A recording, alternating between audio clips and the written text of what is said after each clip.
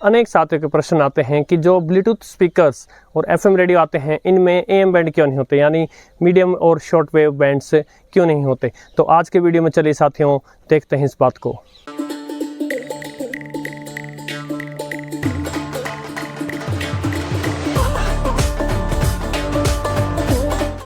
साथियों नमस्कार। आप सभी जो अनेक प्रश्न पूछते हैं वे मेरा मार्गदर्शन करते हैं और आने वाले जो वीडियो होते हैं उनके लिए विषयों को सामने लाते हैं। हालांकि सभी विषयों पर वीडियो नहीं बनाए जा सकते, अनेक साथी जो है अप्रसन्न भी हो जाते हैं, किंतु साथियों प्रयास ये रहता है कि आपके अधिक से अधिक प्रश्नों के समाधान किए जाएं। इन दिनों क्योंकि पगारिया ने अपना नया रिट्रो मॉडल जो है ब्लूटूथ स्पीकर कम एफएम रेडियो जारी किया है, तो उनके वीडियोज आ रहे हैं। तो कुछ साथियों ने पूछा कि इनमें एएम क्यों नहीं आता, जो ये ब्लूटूथ स्पीकर या एफएम रेडियो आते हैं इनमें। वैसे ऐसा नहीं है कि इनमें सभी में एएम नहीं आता, अनेक ब्लूटूथ स्पीकर ऐसे भी होते हैं जिनमें एएम यानी कि मीडियम वेव और शॉर्ट वेव भी होते हैं, किंतु फिर भी आप देखेंगे अधिकतर जो ब्लूटूथ स्पीकर्स हैं वो केवल एफएम के साथ आते हैं। इनके कुछ प्रमुख कारण हैं, वन बाय वन देखते हैं। पहला पहलू है प्राथमिकता का। तो देखिए जो ये सेगमेंट है इसमें 1000 से लेकर 2000 रुपए तक के बीच में जो है अधिकतर ब्लूटूथ स्पीकर या एफएम रेडियो जो ये बिकते हैं। इस प्राइस सेगमेंट में या तो आप सब कुछ दे सकते हैं, सारे बैंड्स दे दें, या फिर आप अच्छा साउंड और स्पीकर दे सकते हैं। तो फिर प्राथमिकता की बात आ जाती है। कंपनीज को ये सोचना पड़ता है कि इसमें या उसमें क्या चुने, तो वो अधिकतर समय जो आने वाले अन्य कारण और मैं बताऊंगा उनको देखते हुए वो अधिकतर समय ब्लूटूथ स्पीकर के साथ केवल एफएम को चुन लेते हैं और अच्छे साउंड को चुनते हैं। दूसरा पहलू जो कहीं ना कहीं पहले पहलू में जिसकी चर्चा आ भी गई वो है मूल्य। सो देखिए जो ब्लूटूथ स्पीकर की आईसी आती हैं उनमें एफएम भी साथ में आए, इस प्रकार के आईसीज बहुत ज़्यादा मात्रा में बनती है, मास मैन्युफैक्चरिंग होती है, इसलिए उनकी कॉस्ट लागत जो है वो कम होती है। मीडियम वेव और शॉर्ट वेव या तो उन्हीं आईसीज में डालना हो या अलग से उनके अरेंजमेंट करके देनी हो, इसमें खर्चा ज़्यादा लगता है। और फिर यदि खर्चा ज़्यादा लगेगा और उस हिसाब से प्रोडक्ट यदि नहीं बिका तो फिर कंपनी जो है उनको घाटा दिखने लगता है। इसलिए वो मास मार्केट हो रही ब्लूटूथ आईसी जिनमें एफएम रेडियो भी हो उनको उठाती हैं और उसी पर अपना डिवाइस बनाती हैं। यहाँ एक अन्य प्रश्न का भी उत्तर करना चाहूँगा। अनेक साथी पूछते हैं कि ये डिवाइसेस एनालॉग होते हैं या डीएसपी बेस्ड होते हैं। तो जहाँ तक मैं समझता हूँ इनमें से अनेक डिवाइसेस जो हैं इनकी आईसीज जो होती हैं वो डीएसपी होती हैं। अब यहाँ एक डीएसपी आईसीज वो हैं जो सिलिकॉन लैब्स अमेरिका की वो प्रोवाइड करवाती है, जैसे SI4825 या SI4734 या SI4735।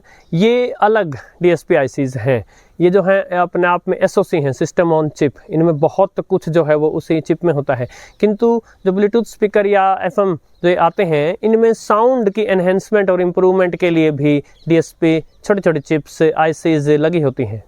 तीसरा फैक्टर है एंटेना। जी हाँ, शायद आप सोच भी नहीं सकते, एंटेना एक बहुत बड़ा फैक्टर है। देखिए एफएम की वेव्स जो हैं वो बहुत छोटी होती हैं और मैंने आसानी में चुटकी में बनाए एक एंटेना, उसमें λ/4 रूल समझाया था आपको कि वेवलेंथ जो है उसके चौथे हिस्से का आपको एंटेना चाहिए। तो एफएम की वेव्स बहुत छोटी हैं, उनका एंटेना बहुत छोटा चाहिए। तो आपने देखा भी होगा ये जो ब्लूटूथ डिवाइसेज आते हैं ये नन्हे मुन्ने एंटेना जो है उनके साथ आते हैं।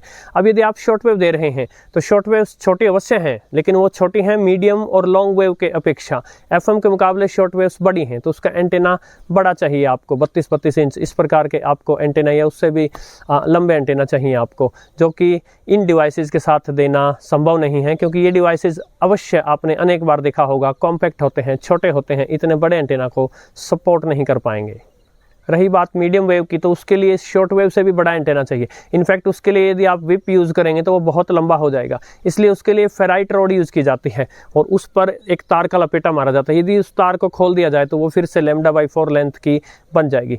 अब ये करते समय हम इलेक्ट्रिक फील्ड की बजाय मैग्नेटिक फील्ड, जो पीछे से वेव्स आई हैं उनके मैग्नेटिक फील्ड का फ़ायदा उठाते हैं।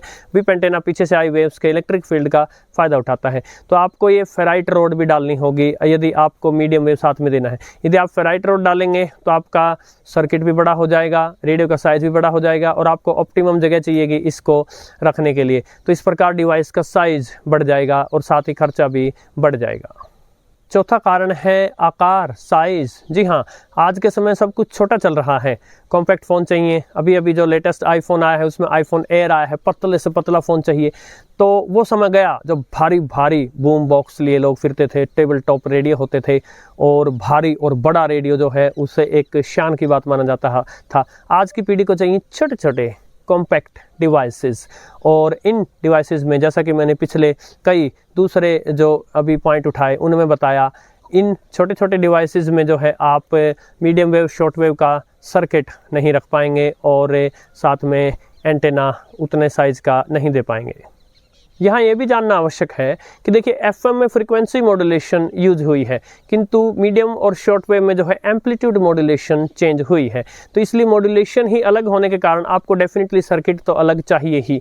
जो एफएम रेडियो की आईसी जो है ब्लूटूथ स्पीकर वाली आईसी के साथ जो कंबाइंड है, इसके अलावा आपको कंपोनेंट्स भी अलग चाहिए मीडियम वेव, शॉर्ट वेव देने के लिए। पांचवा, मांग, कंज्यूमर डिमांड। देखिए इसमें इस बात में कोई दो राय नहीं कि आप शॉर्ट वेव पर मरते हैं, मैं शॉर्ट वेव पर मरता हूं, और मीडियम वेव के पीछे भी हम दीवाने हैं। एफएम कहीं ना कहीं यदि विविध भारती न हो तो हमारी नज़रों में बहुत पीछे रह सकता है, किंतु आप और हम गिने चुने हैं। अधिकतर संख्या जो अब युवा पीढ़ी जो थोड़ा बहुत अगर रेडियो को सुनती भी है, वो पहली बात तो सुनती ही ब्लूटूथ स्पीकर की वजह से है। और आप देखिए ब्लूटूथ स्पीकर जिनको और अच्छा स्टैंडर्ड का बनाना हो वो एफएम भी नहीं देते। तो जो एफएम देते भी हैं वो थोड़ा सा इसलिए क्योंकि शहरों में जो है अभी भी एफएम बचे हुए हैं, प्राइवेट एफएम बचे हुए हैं। तो जब कंज्यूमर डिमांड ही नहीं होगी तो उस हिसाब के सर्किट कंपोनेंट्स, वो उतनी आईसीज, उतने जो रेडियो के ओवरऑल कंपोनेंट्स जो हैं वो नहीं बनते, कम बिकने के कारण। और यदि कम बनते हैं तो फिर उनके प्राइस, लागत ज़्यादा हो जाती है। तो इसलिए इनको ब्लूटूथ स्पीकर के साथ क्वालिटी साउंड को देते हुए और इनका अच्छा सर्किट बरकरार रखना ये संभव नहीं हो पाता। या तो आप प्राइस डाउन करने के लिए कहीं ना कहीं कॉम्प्रोमाइज़ करेंगे, और यदि आप कॉम्प्रोमाइज़ नहीं करेंगे तो प्राइस बढ़ जाएगा। छठा फैक्टर है नॉइस, शोर। जी हाँ, देखिए जो आपका ब्लूटूथ स्पीकर और एफएम वाली आईसी हैं, या जो ब्लूटूथ स्पीकर का जो सर्किट है ये डिजिटल सर्किट है। इसमें स्विचिंग सर्किट्स भी हैं, इसमें क्लास डी एम्पलीफायर्स भी हैं, इसमें पूरे डिजिटल कंपोनेंट्स हैं। और ये कंपोनेंट्स बहुत सारा RF noise, radio frequency noise generate करते हैं। ये नॉइस जो है वो एएम और यानी मीडियम वेव और शॉर्ट वेव, उनके सिग्नल्स को बुरी तरह प्रभावित करता है, उनकी सर्किटरी को बुरी तरह प्रभावित करता है।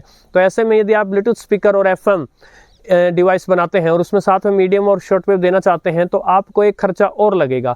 जो मीडियम वेव और शॉर्ट वेव के जो कंपोनेंट्स होंगे उनको आपको जो है इंसुलेट करना पड़ेगा, एक प्रकार से इलेक्ट्रिक फील्ड से बचाना पड़ेगा। जो आरएफ वेव्स जो आपका डिजिटल सर्किट जनरेट कर रहा है उनसे आपको इसे बचाना पड़ेगा, तो उसमें खर्चा और बढ़ जाएगा।